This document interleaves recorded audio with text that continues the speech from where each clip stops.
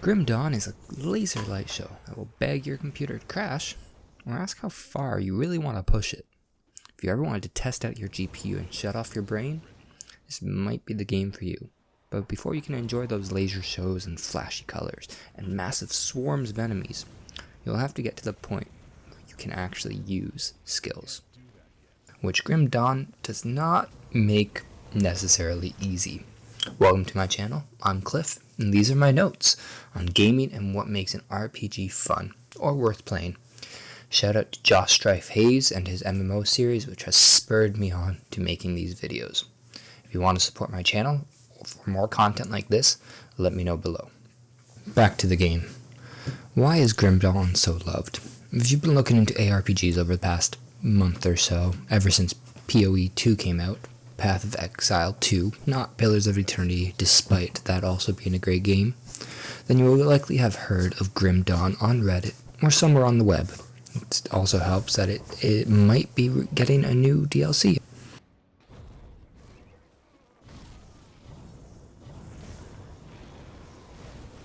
Grim Dawn is an ARPG that follows the beloved form of walk into a group of enemies and kill them. You can summon various beasts, or just take hits and not be phased and walk through, or throw down various elemental effects. And trust me, there are a lot. You have lightning damage, cold damage, freeze burn, fire, burning, trauma. It goes on and on. Before we do any of that though, you need to complete your character. And that is done on the main menu before you go into the game. However, as you'll see, the options are incredibly limited. Let's show you. You can be a girl or a guy. That's it. Once that's done, you get into the game. You spawn with no cutscene or any real hint of what's happening or where you are. There are tutorials, but they don't really set up much of the world. You are able to learn about the world if you want to explore codexes and the wealth of little lore pieces that are scattered around the world, but they are very disconnected, and the character's purpose here is very obscure.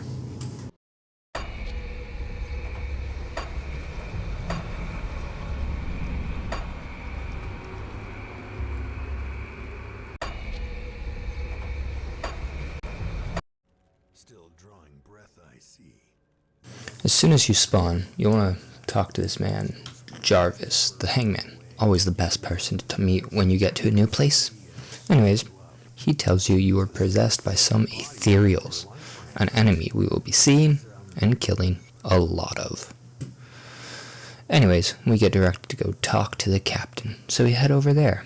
Luckily, it's fairly close, and the map of this game uses a grayscale theme that makes targets on the map stand out. We can enlarge the map and see what it looks like, but the format for it isn't the nicest.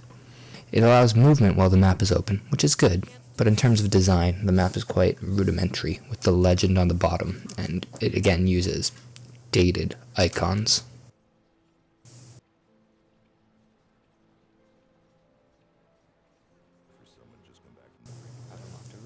Once we find the captain, he tells us the undead are rising up again, and we need to go help them. Who better to kill the undead than the guy who almost became one? So off we go, and as soon as we cross the bridge, we get another tooltip and some enemies. The tooltip lets us know about constitution versus health. Health being the red bar, and constitution being the yellow haze over it. That will automatically restore your health when you are out of combat for a little bit of time. Quite an interesting function in the game, and actually helps you a lot. This, alongside the health potion the game provides you from the beginning, will allow you to survive most encounters. After we kill a few more enemies, wandering into the main area of the map, we finally get our first level up, and we are introduced to the class system. You will notice a devotion section to the top right as well, but we'll talk about that in a bit. First, let's look into what we can be. First, we could be a soldier. This is going to be your standard tank build, and yes, your class selection in this game will shape your playstyle. It's not a one-size-fits-all. It is possible to change it, but most soldiers will have tankier aspects and bigger weapons. They will have the ability to curse people and empower their strikes. Demolitionists can empower their strikes with flames, use mortars, grenades, and rely heavily on flame and lightning damage. This is the class I spent the most time with. Occultists are your summoning class, and rely on chaos, bleeding, or acid damage. They can summon birds, hellhounds, all in honor of the god Bismael, Soleil, and Dreg, who will play a small part in the story, but their participation is very hidden. Nightblade is your assassin class, or dual-wielding rogue build. It focuses on pierce damage, and has some moves to help you get behind enemies and launch phantasmal blades. Arcanist is your wizard class, using cold damage, fire, or aether. They can perform some blast attacks or imbue their weapons with elements as well. Shamans also summon spirits and use lightning attacks. Inquisitors are ranged fighters boosting their attacks with lightning and fire.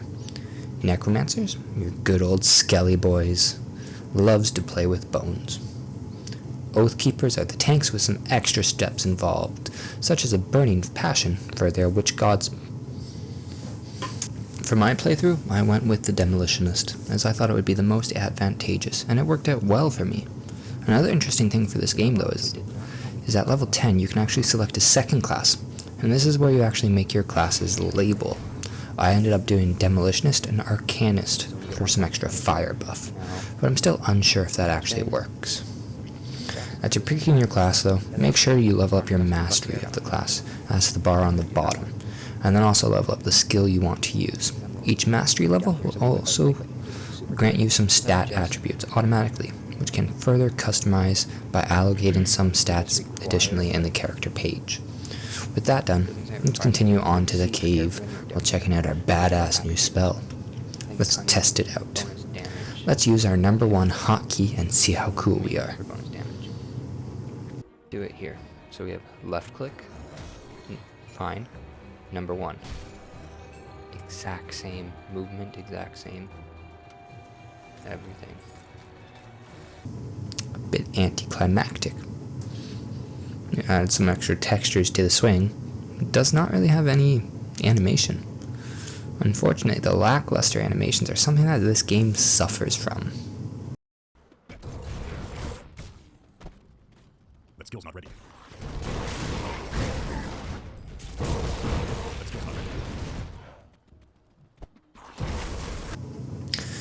And we get another tooltip, components, the bane of all inventory management, because there will be a lot of loot this game, and most of it, well, is these components. On the upside, they only take up a single inventory slot, so they let you fill out your inventory completely instead of playing a Tetris minigame. Anyways, let's go find our first mini-boss. I should fix our mood. Barog. Let's fight him. He has a skull. He must be tough. Boss monster. Or not. Maybe Demolitionist is secretly overpowered. According to Reddit, it might be. Demolitionist and Arcanist is one of the top classes. Oops. Anyways, if you take a look at where we fought this monster, it actually dropped a glowing orb.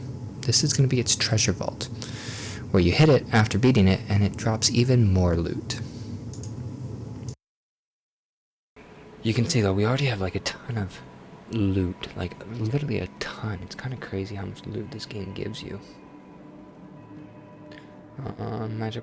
Maybe this is a good time to discuss the loot color system in this game, which goes against what you might be used to. Here, green is rare, yellow is magic, blue is a set piece, but also sometimes just unique, and purple is legendary.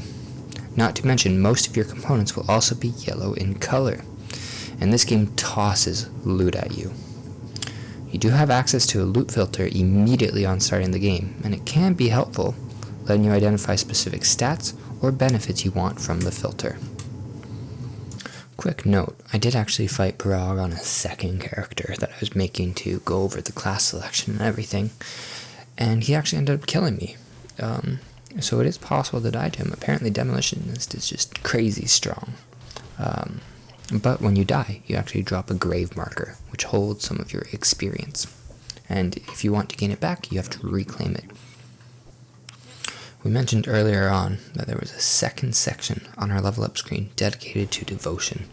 Periodically through your game, you will find these shrines that can be activated by providing components or killing monster mobs.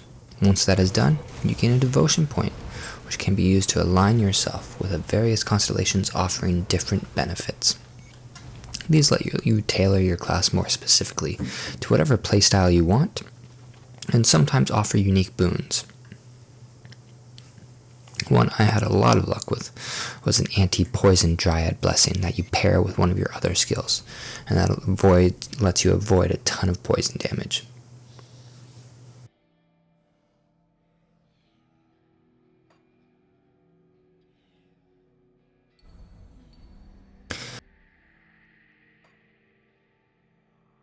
Let's return to John Bourbon and some more of his voice acting. We get told to introduce ourselves and see how else we can help people around Devil's Crossing. We need some time to plan our strategy. So we do that, and try to sell our loot in the meantime. The store management page has an old style, with tabs at the top. The colors inside the store page, again, lead to confusion on what is actually worth getting. But most things typically seem not worth it in true ARPG fashion. You'll find better loot from killing things. Anyways, the Devil Crossing people finally open up their secret gates, and we get into the stronghold, or prison entrance. I'm still confused about what this place is, even after beating the game. But up in the corner, we meet the spirit guide, who will help us respect our person and allow us to reset our skills. However, you cannot reset the skills you put into the bottom mastery field. So those are there until you potentially beat the game and get a tonic of remolding or something like that. We continue on. Luckily, with most ARPGs, you can just kind of march forward and stuff usually works out for you. Grim Dawn is no different. We just keep following the only path available to us, and we'll get where we need to. The problem remains, though, that this game locks you behind your skills.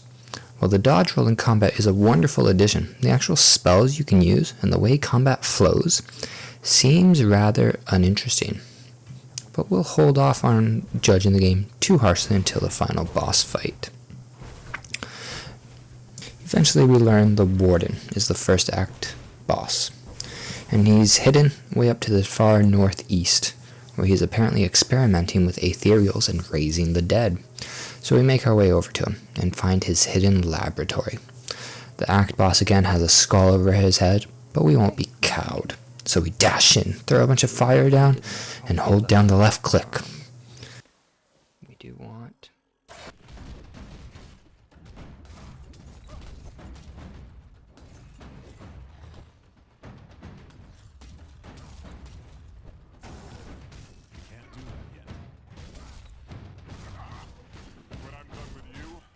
And he is done. But he does have a second stage, actually. So after we kill him the first time, he comes back up, this time with Aether powers. Spam more fire bombs, hold the attack, spam potions, and we get a massive pile of loot. That's okay. It's just a song, and it's done. He's gonna die.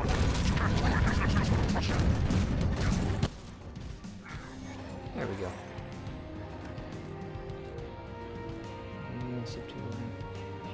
Blueprints. Visit the labs with the craft items using the blueprints you've learned. Alright. Let us...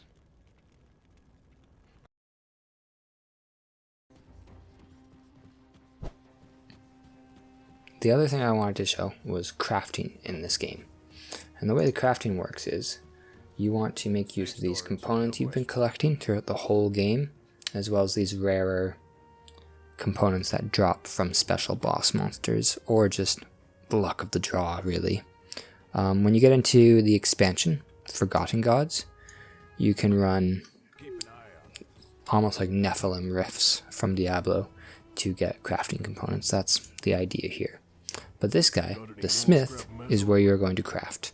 and they are available throughout most of the towns. You have relics here, which give your characters special bonuses based on what build you want to go for. You have weapons, ranged weapons, armor, and then here you can actually craft your own components to put onto weapons, or in case you need extra components. To unlock all of these recipes though, you need to, again, get lucky and find these things, blueprints throughout the map. They're not too rare, especially when you run the Nephilim Rifts, but it does take time to find them all. And once you do, you just right click them, and then you learn how to craft. The crafting list is quite extensive, but throughout my run through on this level 75 character, I only ever crafted relics. I did not craft weapons or any armor. Grim Dawn feels fine to play. The combat has good feedback and nice sounds, but the skills don't have the same appeal as many other games. This came out in 2016, with games like Path of Exile available in 2013, and Diablo 3 available in 2011 or so.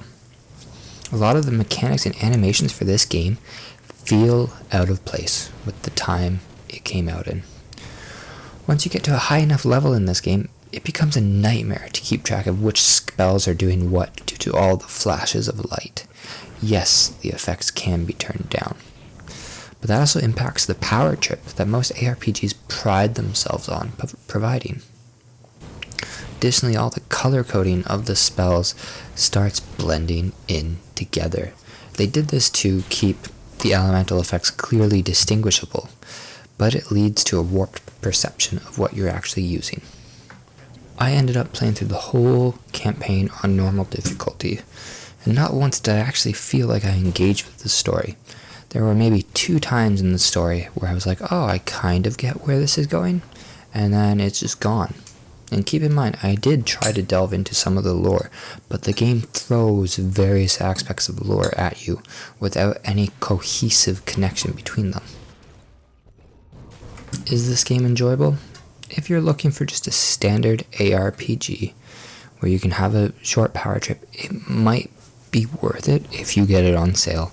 But overall, the game does suffer from a serious animation issue, a lack of cohesive story, and poor voice acting throughout.